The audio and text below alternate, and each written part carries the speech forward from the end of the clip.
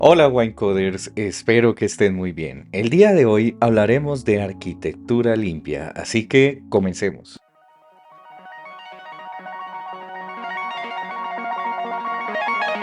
En primer lugar, quiero que recuerdes algo.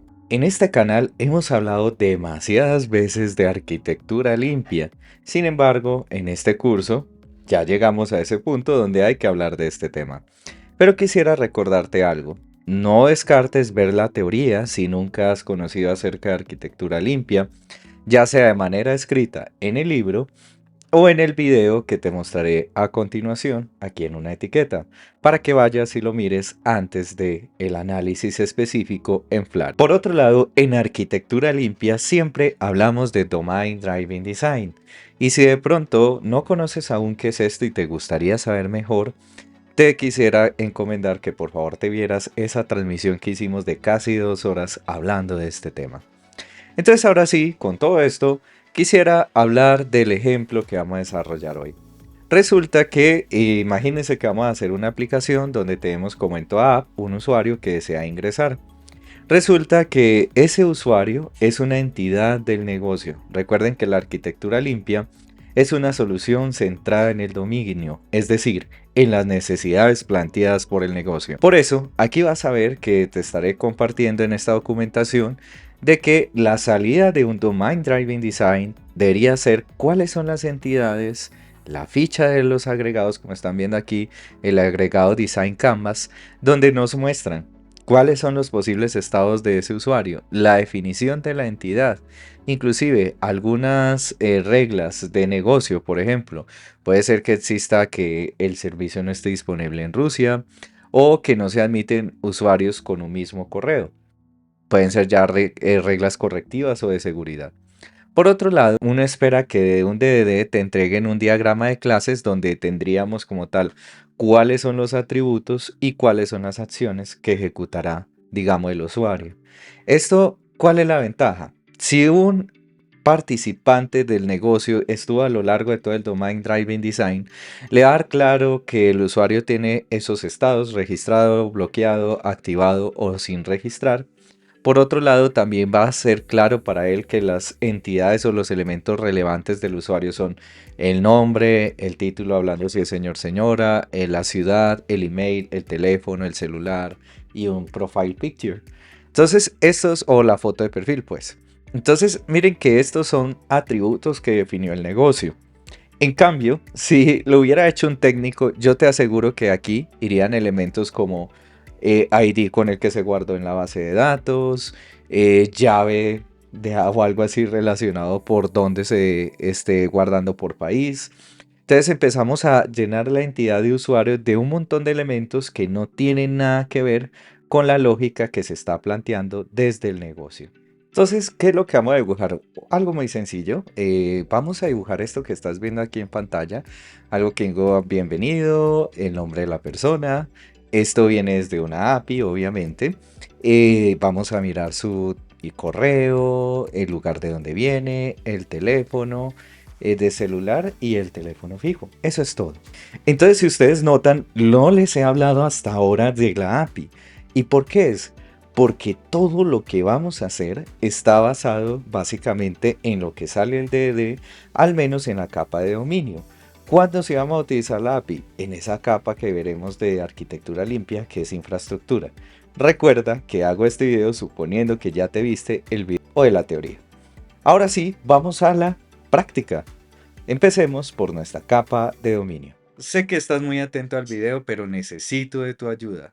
No olvides darle a like a este video, dejar tus comentarios y compartir. Eso me ayudará a que esta comunidad siga alcanzando a más personas y yo sé que el contenido que estamos construyendo es de valor. Muchas gracias por tu apoyo. Lo primero que quiero que observes es que el proyecto tendrá la estructura explicada en la teoría. Y es que tenemos la capa de dominio, infraestructura, UI y config. Recuerden que dependiendo de cada lector del libro del tío Bob, puede que saque una estructura diferente a la otra de sus carpetas.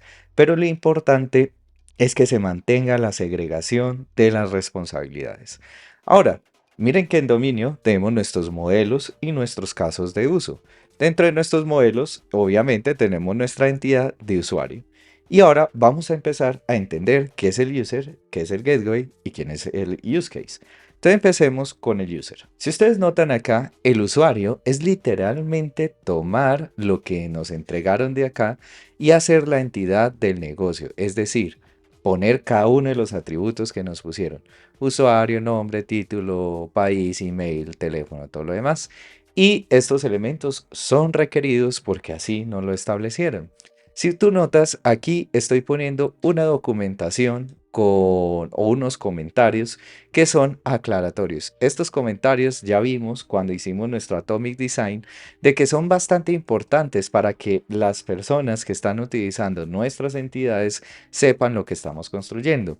Entonces, en definitiva, esta entidad de usuario es lo que el negocio definió. No está atada para nada con lo que tiene que ver con un endpoint. Ahora, noten el gateway. El gateway lo que dice es que dado este gateway, yo espero que cuando se ejecute la función getUser obtenga un futuro que resolverá devolviendo una entidad de usuario. El gateway me gusta siempre ilustrar lo que es como un especialista, es decir, el que define la profesión.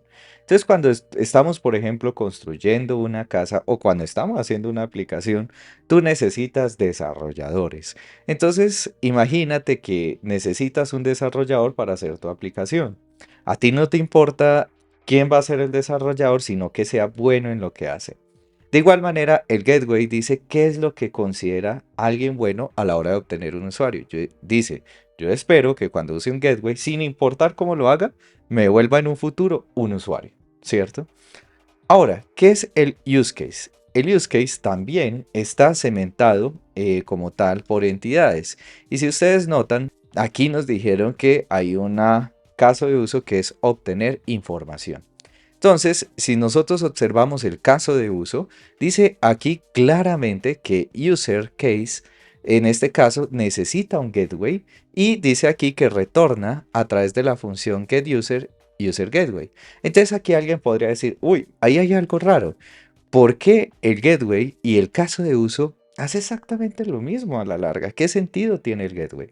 Resulta que hay un concepto en arquitectura limpia que se llama inversión de dependencias.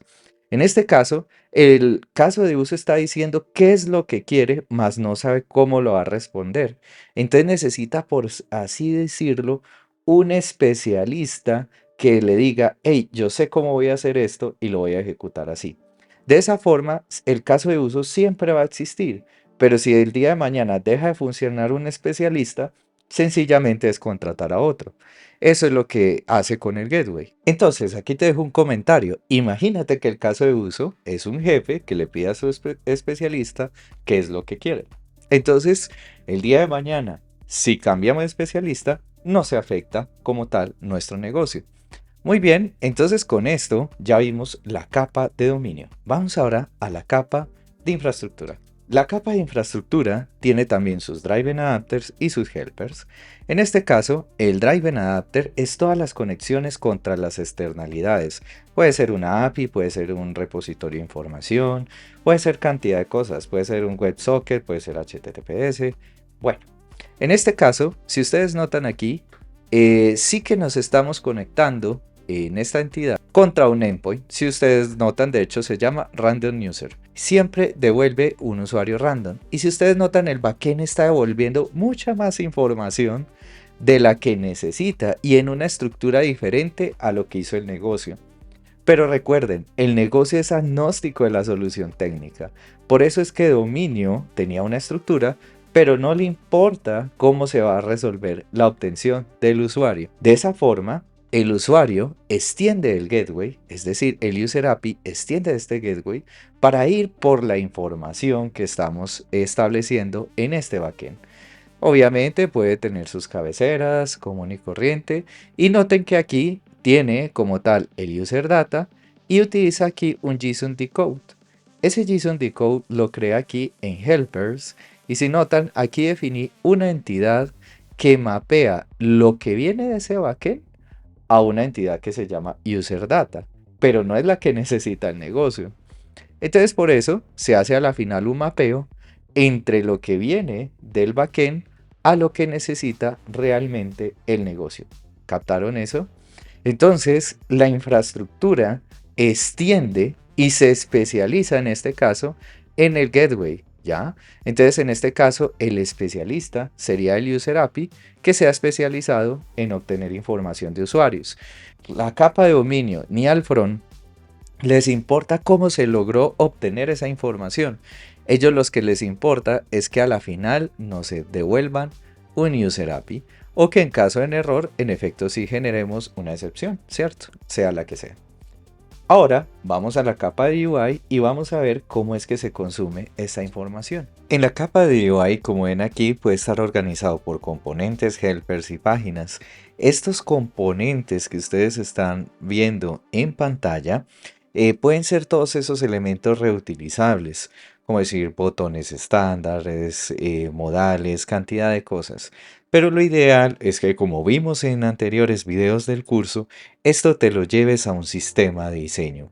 Los helpers también nos van a poder ayudar en elementos que sean de ayuda no visuales, por ejemplo, formateos, regex y cosas por el estilo, pueden ir en helpers de la UI.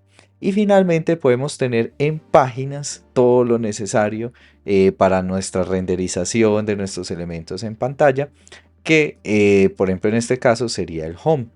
Y si ustedes notan, el home no depende en ningún momento de infraestructura, solo depende de dominio. Y está diciendo, y de la capa configurativa en este caso tampoco depende, sino que de provider, porque dice que de alguna manera se le va a inyectar la información a través del contexto y se sabe que va a tener un user provider. Pero antes de ir a ver la capa configurativa, quiero que de nuevo medites en esta parte de la UI y tengamos claro, esos elementos reutilizables irían en componentes. Si de pronto tu equipo aún no tiene presupuesto para hacer un sistema de diseño y una librería, aunque sea aquí pueden ya empezar a decir, aquí vamos a tener nuestros átomos, van a decir que aquí tienen las moléculas, y de esa manera pueden seguir conservando el Atomic Design aquí dentro de Components. Y del día de mañana, cuando ya logren ganar presupuesto para hacer un sistema de diseño, sencillamente sería llevarse esto a una librería. Por otro lado, los helpers también pueden convertirse en una librería si, por ejemplo, empezamos a ver que contienen unas funcionalidades repetitivas, podemos inclusive volverlo una librería para nuestra organización. Y ya este sería el tema de páginas, que a algunos les gusta tener algo que se llama presenters, que deciden qué es lo que se va a dibujar por cada página. Pero por ahora con esto creo que es suficiente para este módulo intermedio que estamos viendo, y con esto queda bien claro que va en la UI, que sería todos los componentes visuales. Si ustedes notan, no les he hablado de AppDart y MainDart porque estos son, si ustedes ven, archivos de configuración. Eso lo hablaremos más adelante. Notemos que nosotros estamos accediendo a través de un provider. ¿Cómo? ¿Cómo así que un provider? Sí, de hecho, recuerda que en la sesión anterior nosotros veíamos que necesitamos definir correctamente que provider no solo es un gestor de estados, sino que también me permite hacer la correcta inyección de dependencias. ¿Cómo así, Daniel? ¿Qué significa eso? Miren aquí, vamos a la capa de configuración y vamos a ver el provider. Entonces nota que en esta parte, que es la parte de configuración, es donde estamos inyectando el gateway al caso de uso. Estamos haciendo la inversión de dependencias. Por eso, aquí en el user provider se requiere un gateway, es decir, un especialista. Es como si tú fueras el gerente y vas a decir, mi jefe, que es caso de uso, le voy a asignar este desarrollador que va a ser capaz de resolver sus necesidades. Ahora, ya entiendo que tenemos claro que esto se debe asignar en algún lado, ¿cierto? Evidentemente aquí el provider lo estamos utilizando para inyectar la dependencia, sin embargo, no se está diciendo aún quién es ese gateway. Recuerdan que ahorita les decía que el AppDart y el MainDart se pueden entender inclusive también como componentes de configuración. Y de hecho sí, miren que aquí en el AppDart estamos haciendo que el Change Notifier Provider esté proveyendo el User Provider a la aplicación. Y en este caso le estamos diciendo que vaya por un User Fake, que si ustedes ven acá es un usuario fake que va y directamente devuelve la información. Entonces, cuando yo voy a mi app, evidentemente siempre me va a cargar John Doe sin importar qué tanto recargue. Ahora, si yo quisiera no ir por mi API fake, sino por la real, yo no tendría que tocar nada, ni en infraestructura, ni en dominio, ni en UI en este caso, sino que sencillamente iría aquí por User API y obviamente User API, recuerden que pedíamos ciertas cosas, entre ellas un cliente para hacer nuestras peticiones. Uno podría tener un cliente con unos headers, porque recuerden que uno puede definir unos headers aplicativos en caso tal que tengamos un backend común. Y ese cliente se le puede inyectar a todas las APIs. Cosa interesante. En caso contrario, pues sencillamente se crea un cliente en cada petición, no hay problema. Entonces, en este momento, si yo guardo y le doy refrescar desde el comienzo, vamos a notar que ahora sí es capaz de ir por diferentes usuarios.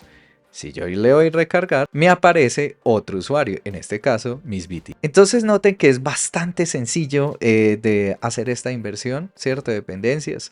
Yo puedo volver muy fácil a mi API fake y de esa manera la aplicación sigue. Y miren que en efecto pues sigue trayendo a John Doe. Entonces, ¿qué aprendemos de esta parte? Pues esta parte será la de la inversión de dependencias. Si esto fuera un múltiple provider, porque podemos tener providers para la inyección y providers para la gestión de estados, eso no está para nada mal. Podrías inclusive llevar a esa inyección de dependencia a un archivo configurativo donde hagas la inversión de dependencias que necesitas.